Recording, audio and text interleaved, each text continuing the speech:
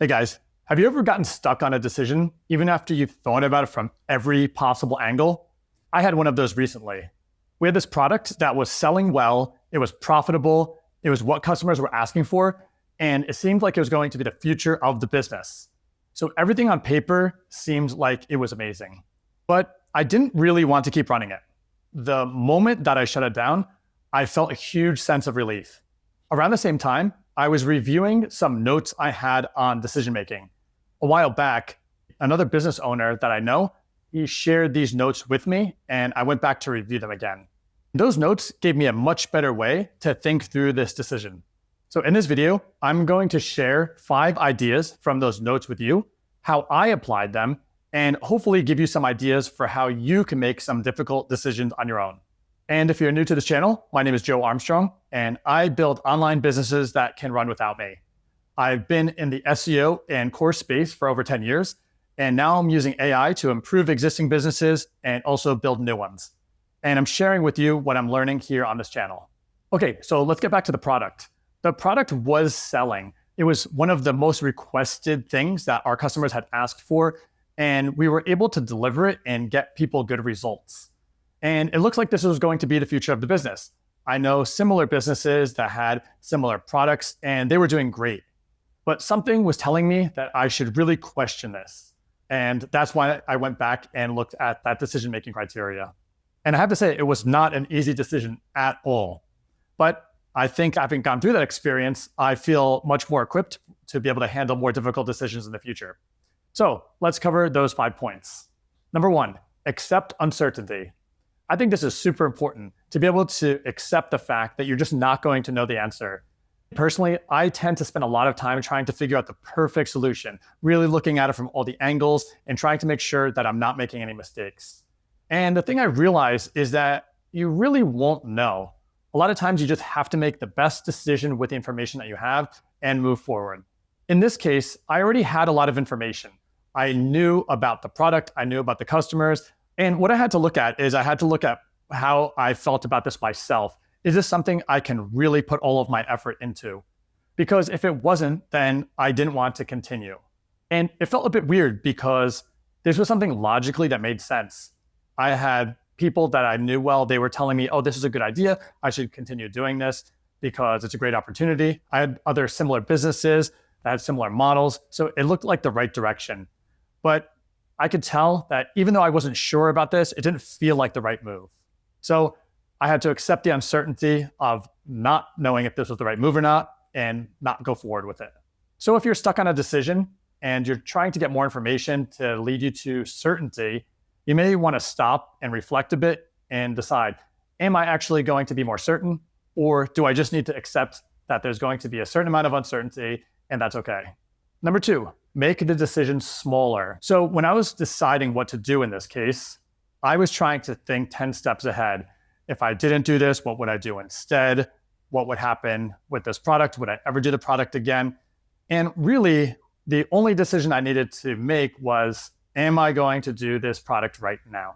And the answer turned out to be no. And once I made that decision, it made things a lot clearer. Now, I can always come back and do the product again if I want to. Maybe it'll be a little bit more difficult, but that's okay. I already knew the customers and I knew the market. So if I really wanted to offer the product again, I know I could in the future. So if you ever feel stuck on a decision and you're trying to think too far out, you might want to try to break that down into smaller decisions. What's a small decision that you can make that might not have so much finality? Number 3, opportunity cost. This one for me was huge. I was thinking about what I can gain in this case if I continue with the product.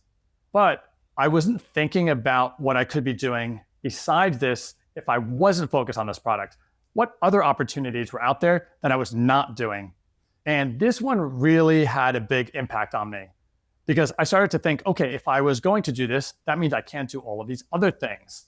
And if I wasn't going to do this product, that means I could do all of these other things. And then it got me thinking about weighing out these opportunities. What are the actual opportunities and what are the chances of them happening?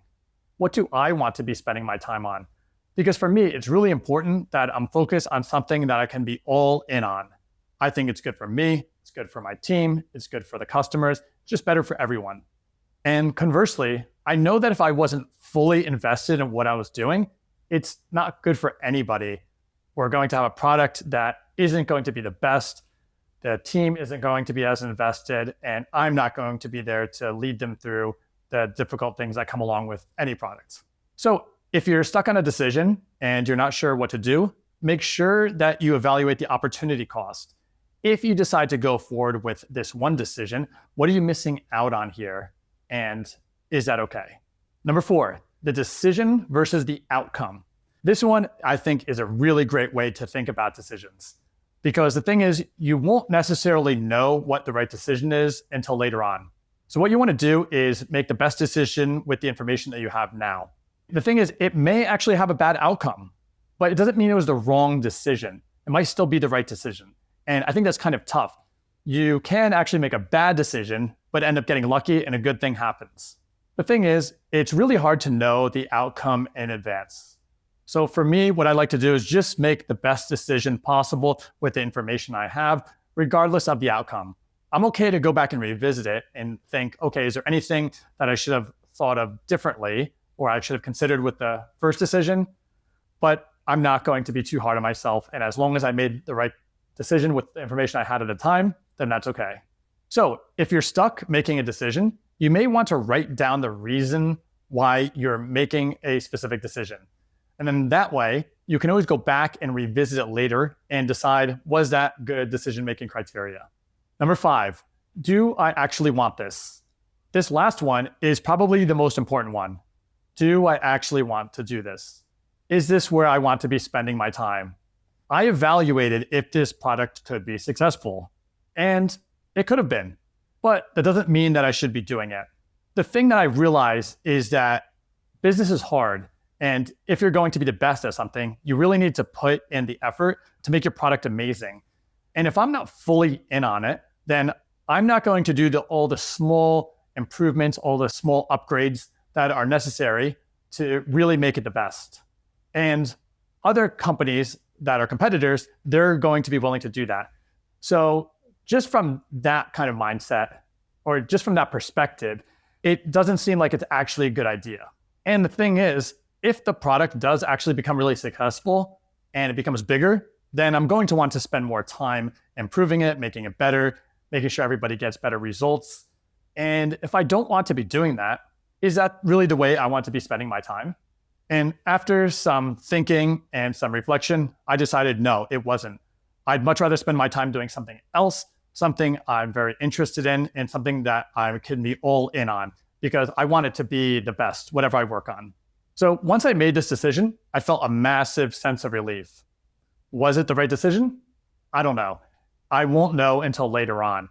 But I can tell you that I do feel a lot better now, and I feel a lot more excited about the things that I'm working on now. So yes, it's possible that I could have made more money or I could have had an easier time doing this, but I think that's not the question that I want to answer here. If you're having difficulty making a decision, then you may want to take a look at those 5 points that helped me and see if that helps give you any clarity with your decision.